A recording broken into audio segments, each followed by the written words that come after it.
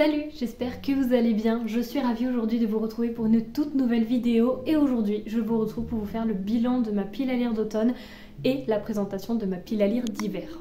Comme d'habitude, il y a des livres qui n'ont pas été lus cet automne, qui donc vont se retrouver dans la pile à lire d'hiver parce que selon moi j'ai toujours envie de les lire. Donc c'est plus une continuité, sachant que ma pile à lire d'automne, je n'ai pas pu la lire entièrement, non pas parce que je n'en avais pas envie, parce que je n'ai pas eu le temps. Parce que sinon je me suis vraiment concentrée quasiment que sur cette pile à lire là. Mais entre le déménagement, tout ce qu'on a eu à faire à côté, en fait je n'ai pas pu lire davantage. Et pourtant je trouve qu'il y a quand même un bon bilan sur cette pile à lire comparé à d'autres qui ont pu être beaucoup plus chaotiques. Je reprends comme d'habitude, chose que vous ne voyez pas mais que j'ai toujours avec moi, mon petit carnet de challenge et pile à lire où je note évidemment à chaque fois tout et je coche une fois que les livres sont lus. Donc vous pouvez voir déjà l'année dernière ma pile à lire d'été, ma pile à lire d'automne, etc. Donc je vais reprendre ma petite page qui correspond et puis vous faire le bilan de ma pile à lire d'automne. Ma pile à lire d'automne se composait donc de 9 livres et dans ces 9 livres j'ai pu quand même en lire 5 sur 9, ce qui représente plus de la moitié, donc pour moi ça reste une réussite. On va commencer avec les livres que j'ai lus et ensuite on va continuer par ceux que je n'ai pas lus. J'ai tout d'abord lu mais je n'ai plus en ma possession, donc je vous le présente avant de l'oublier. Il s'agit de Échec et maths de Charlotte Pierson. Et alors là on est sur un thriller avec une pointe d'ésotérique que j'avais bien aimé. On est sur pour moi un livre qui contient 2 volumes, 2 tomes, qui je pense aurait dû à la base être publiés séparément parce qu'en fait au début du volume 2, enfin du deuxième gros chapitre, on a en fait tout un chapitre sur, enfin on a vraiment quasiment 3-4 pages sur le résumé de ce qu'on a lu la première moitié du livre. Alors c'est très bien si on lit d'autres livres entre les deux, mais si on lit le livre entier, j'ai pas compris l'intérêt. Comme si c'était un résumé spoilant en fait finalement. Donc je pense que l'autrice avait voulu le publier en 2 tomes, mais que ça ne s'est pas fait. Après je ne sais pas, j'ai pas eu l'info, l'autrice ne m'a pas répondu, donc bon, après c'est pas grave. Mais dans l'ensemble ça a été plutôt une bonne lecture. De toute façon,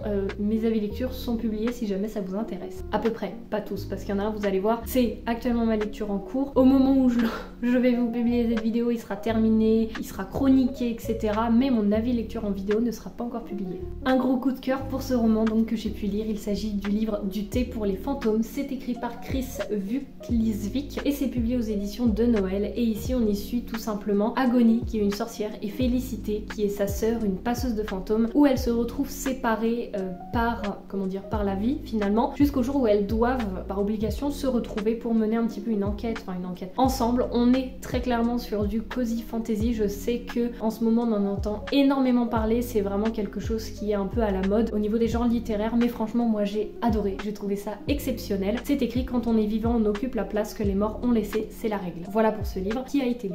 Je vais pas à chaque fois vous en parler en long, en large et en travers encore une fois parce qu'on est juste sur un bilan de pile à lire, donc faut que j'arrive à passer un peu plus vite et pas m'arrêter sur chaque. Mais c'est très compliqué quand on les a beaucoup aimés. J'ai pu ensuite lire Tant que le café est encore chaud de Toshikazu Kawaguchi aux éditions Le Livre de Poche. Ici on est clairement sur un tranche de vie contemporain, ce qu'on appelle également les romans de gare, c'est-à-dire un roman qu'on achète, qu'on lit le temps qu'on prenne le train et hop c'est déjà fini. Alors moi je l'ai pas lu d'une traite évidemment, mais on suit plein de petites situations où en fait dans ce café il y a une règle, c'est qu'on peut retourner dans le passé à condition de revenir avant que le café ne soit complètement froid. Évidemment il y a d'autres règles mais je vous laisse découvrir si jamais ce roman vous intéresse. J'ai pas aimé pour certaines raisons, mais il m'a fait aimer non pas pour des raisons que j'attendais mais pour d'autres raisons et pour un message que j'ai trouvé très important dans ce roman. J'ai pu ensuite lire et encore une fois adorer donc le second volume de cette saga qui est en réalité un préquel, mais pour moi il faut surtout le lire après. Je trouve qu'il y a tellement de parallèles qui se font et qui se mettent en place quand on a lu le tome 1 avant. Il s'agit de Saga et Sable d'Ose de Travis Baldree aux éditions Inis, et alors là pareil on est sur du cozy fantasy où dans le tome 1 on y suivait Vive, une orque qui ouvre tout simplement, qui décide tout simplement d'ouvrir un café. C'était absolument génial parce qu'elle en a marre de sa vie de mercenaire, et alors là on la suit 20 ans plus tôt où elle décide de rénover une petite librairie et d'aider à reconstruire cette petite librairie sur une île qui est un petit peu en train de se casser la gueule. Et le dernier que j'ai pu lire de cette pile à lire, il s'agit de L'été de la sorcière. C'est écrit par Nashiki Kao, publié aux éditions Pique et Poche. Et alors là je vais tricher un peu parce que vous voyez que c'est ma lecture en cours, mais je l'ai commencé ce matin, j'en suis à la page 115, je suis en train de le démonter le livre, donc il sera terminé je pense soit ce soir soit demain, donc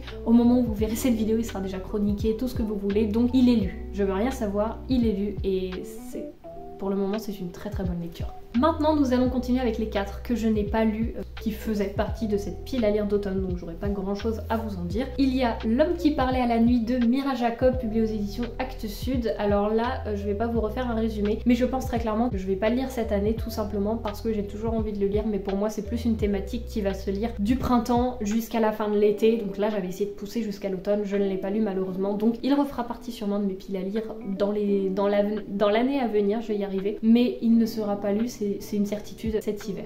Ensuite, je voulais quelque chose un petit peu plus thriller, voire angoissant, mais je n'ai pas eu le temps de me caser une lecture comme ça pour l'automne. Il s'agit d'une cosmologie de monstres, c'est écrit par Sean Hamill, publié aux éditions Le Livre de Poche. C'est l'univers de la mythologie fantastique, et alors à part ça je veux pas en savoir plus, mais voilà, il est pas lu du coup. Et les deux derniers que je n'ai pas lus, je vais passer très rapidement dessus, vous allez voir pourquoi juste après. Il y a tout d'abord Dans la vie des pantins de TJ Klune que je n'ai pas lu, et La mort d'une sirène de Ridale Kaczynski qui faisait partie de ma pile à lire d'automne mais que je n'ai pas lu. Maintenant, nous allons passer à ma pile à lire d'hiver qui j'espère sera un peu plus une réussite, c'est-à-dire que j'espère vraiment lire tous les livres que j'ai placés dedans. Là, on avait quand même 9 livres. Là, j'en ai placé 5 pour cet hiver. Donc je pense que c'est déjà un petit peu plus abordable au niveau de l'objectif que je me fixe. Et tout d'abord, j'y place Dans la vie des pantins de TJ Klune, parce que j'ai envie d'un TJ Klune cet hiver, j'ai envie de ce foyer, de ce cocon, de cette bulle de douceur. Vraiment, en plus là on est quand même sur un livre avec un jaspage absolument magnifique, parce que j'ai la version reliée collector, je ne sais pas, mais relié, où c'est écrit « Pénétrer dans une forêt étrange et suivez le voyage extraordinaire d'une famille faite de pièces détachées ». Voilà, je ne veux pas en savoir plus, c'est du TJ Klune, c'est tout ce qu'il me faut. Le deuxième placé, vous l'aurez deviné, il s'agit de La mort d'une sirène de Ridale Kaczynski, publié aux éditions de La Bête Noire. Derrière chaque conte se cache un cauchemar, et alors là on va être sur une autre histoire de la petite sirène. C'est « Et si la petite sirène était née d'un bain de sang ?» Et alors là on est à Copenhague en 1834. Je me dis, si je veux vraiment ce côté hiver, non pas réconfortant, vous l'avez deviné, mais vraiment ce côté hiver froid, et un petit peu, vous savez, vraiment quand il y a la neige qui fait froid, ça me fait penser à certains thrillers, parce qu'il y a souvent des thrillers, j'en ai lu un, je sais plus ce que c'est, mais pareil, ça se passait dans la neige, etc.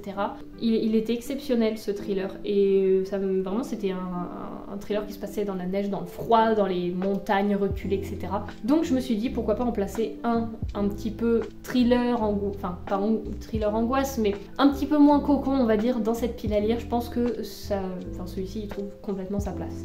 Les trois derniers, vous allez voir qu'à chaque fois ce sont des choix bien spécifiques, enfin comme tous vous allez me dire, mais La mort d'une sirène et Dans la vie des pantins, c'est surtout parce qu'ils faisaient partie de ma pile à lire d'automne et que je ne voulais pas les enlever complètement, je voulais les lire, donc je me suis dit replace-les, c'est pas grave. Mais là on est vraiment sur des objectifs un petit peu différents, puisqu'il y a également Les mystères de Camille de Karine Lebert aux éditions Terre de Poche, et alors là on est sur l'histoire de Camille qui est recueillie par un modeste couple de fermiers, qui se révèle doté d'un véritable don pour la cuisine. Son rêve secret de devenir pâtissière se heurte au destin que lui ont réservé ses parents adoptifs, une vie ennuyeuse auprès d'un mari bien terne. Cependant, Camille parvient à se faire embaucher dans le très chic salon de thé de Martial Osmond.